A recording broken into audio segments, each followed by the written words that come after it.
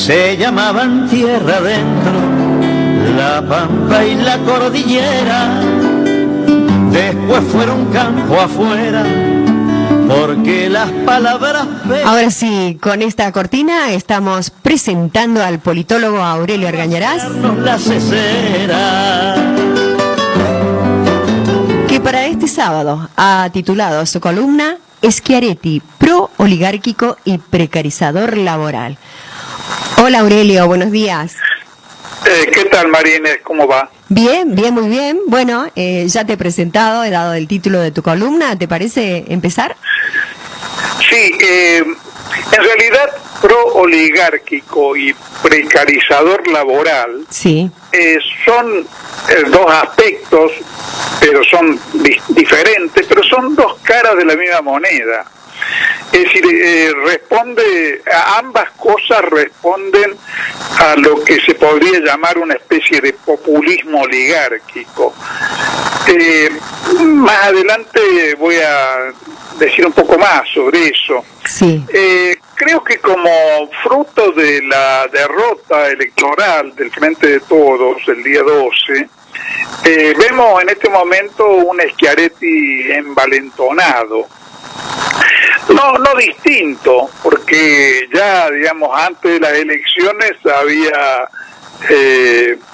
dicho las mismas cosas que está diciendo ahora, pero bueno, lo ha puesto en actos, ¿no? Se ha reunido con la mesa de enlace y ha planteado, junto con lo que ya había señalado sobre el tema de las carnes, de la exportación de carnes, ha planteado el tema de la supresión de las retenciones a las exportaciones agropecuarias.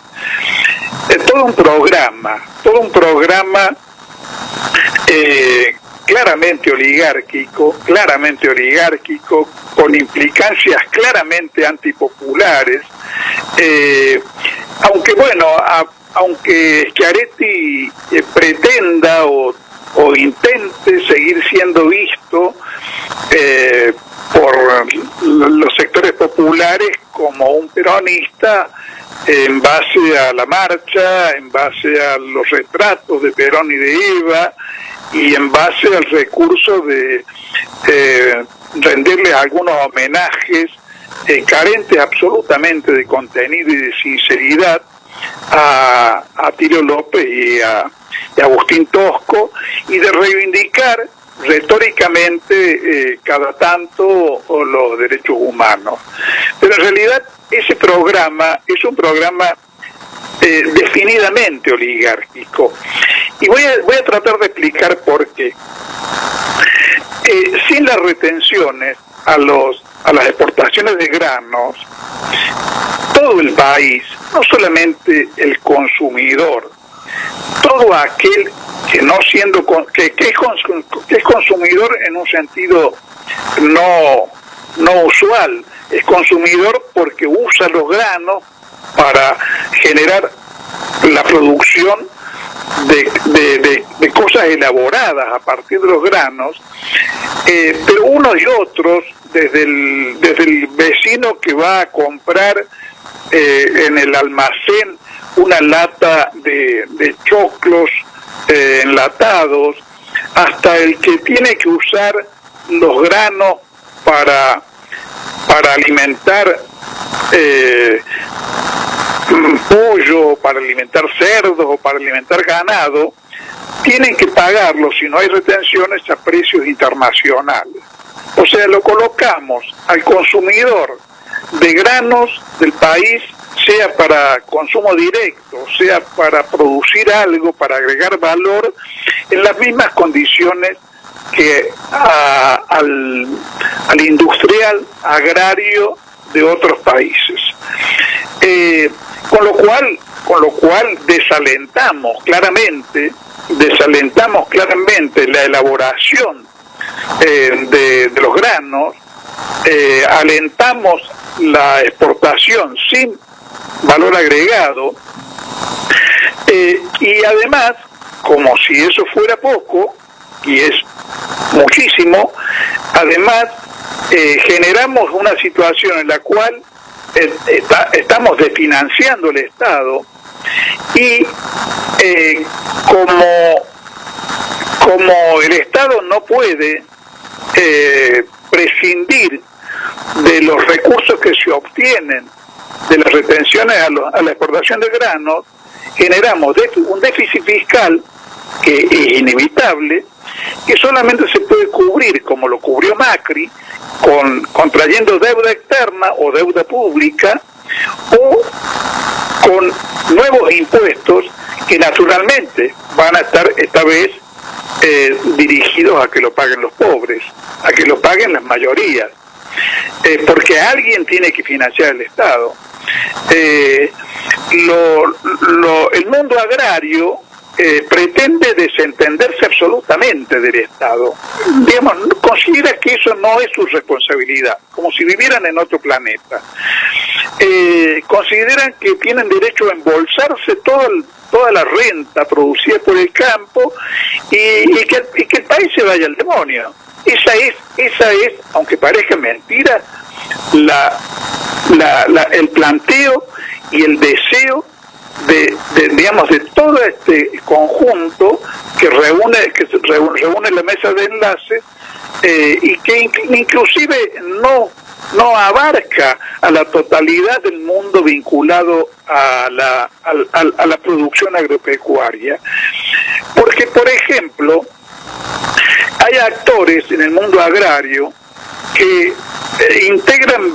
son productores de granos, pero que integran verticalmente su producción porque la usan tanto para criar, para digamos, elaborar el grano, para producir con el grano alimentos balanceados, que ya es darle otro valor, porque no vale lo mismo el grano en bruto que cuando se ha transformado en alimentos balanceados.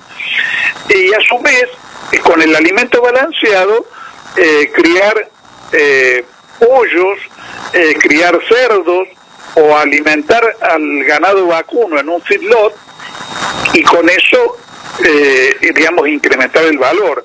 Para decirlo muy brevemente, por la escasez de tiempo que supone la radio, basta con imaginarse la distancia que hay entre el valor de una tonelada de grano, por un lado, el escalón que sigue, que podemos elegir una tonelada de carne de cerdo, y el que está inmediatamente después, que es el valor de una tonelada de jamón de cerdo, para darse cuenta de lo que significa estimular la exportación a otros países de nuestros granos para que otros países los conviertan en cerdo y en jamón. Ahora, al productor que solamente hace granos, que el país pierda todo lo que ganaría con ese agregado de valor y le importa un carajo, pero en realidad obra no solamente como un parásito, sino como un rentista, que se desentiende de la suerte colectiva y hasta se desentiende del proyecto que no asume de utilizar los granos para incrementar su propia riqueza, porque eso significa laburar. Significa no trabajar solamente en la siembra y la cosecha, sino, levantar solo o en sociedad con otros un establecimiento industrial, que use la producción agraria para todos los fines que se le pueden dar. Empezando por lo más simple, que es transformarlo en alimentos balanceados, siguiendo por la cría por la transformación en carne, siguiendo por la transformación, por el uso de los desechos de esa producción para producir biodiesel, o para producir energía que sostenga el propio establecimiento agropecuario. O sea, establecer una cadena de producción que multiplica, a la enésima potencia lo que vale directamente el grano.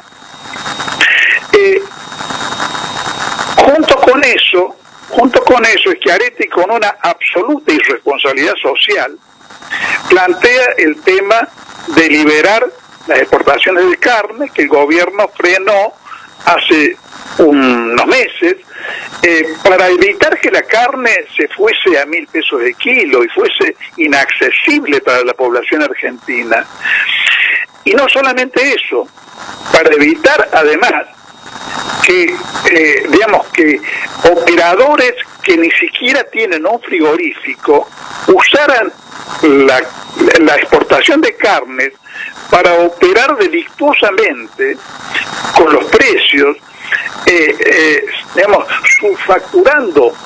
subfacturando exportaciones, o sea, exportando a un precio ficticio tirado hacia abajo para usar ese mecanismo para evadir capitales.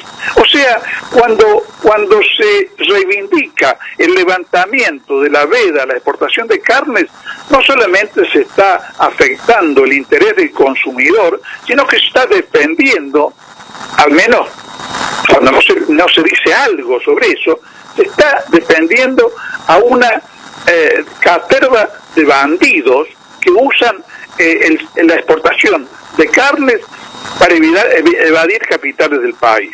Todo eso es lo que ha llevado a tomar las medidas que el gobierno argentino tomó y que creo que está intentando establecer mecanismos por los cuales los precios al consumidor local argentino, no se vayan a las nubes, por un lado, y por otro, para que el país no sea robado por estos señores que ni siquiera son ni productores de carne ni dueños de frigoríficos, que son capitales financieros. Eso por un lado.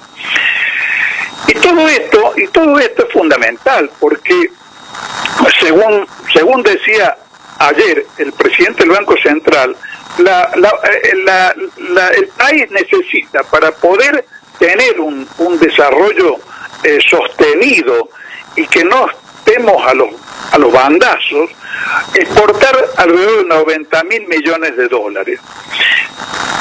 Pero nos faltan, para llegar a esa cifra, nos faltan 40.000 millones de dólares. Ahora, todo eso es posible bajo ciertas condiciones de estabilidad, de impedir la fuga de divisas, de que lo que el país produce y gana se reinvierte en la Argentina, de que no se atente contra el interés nacional cuando se manejan cosas como vaca muerta o como se manejan cosas como el negocio agropecuario, es decir, cuando se trabaja para el país.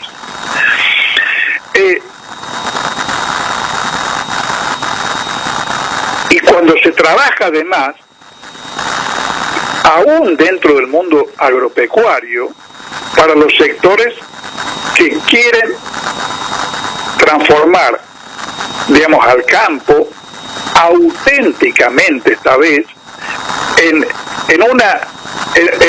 establecimientos industriales, modernos, integrados, que lleven la producción a los niveles que tienen países como Australia, como Nueva Zelanda, como Canadá o como Dinamarca, a los cuales citan cuando les conviene, pero de ninguna manera imitan en el sentido en que estoy planteando la cuestión.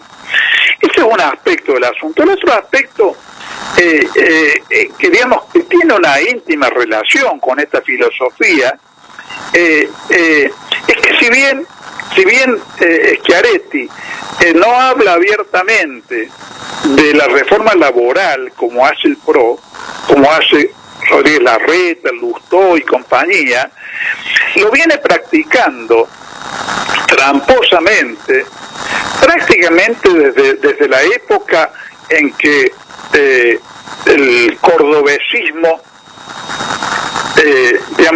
tomó el gobierno de la provincia en 1999. Hemos visto, en estos días han aparecido avisos que evidentemente tienen una finalidad electoral, pero responden a la misma filosofía del programa Por Mí. Yo no sé si has escuchado hablar del programa Por Mí, María Inés. Sí, hace un momento, Aurelio, lo estábamos dando a conocer con Roberto. Bien.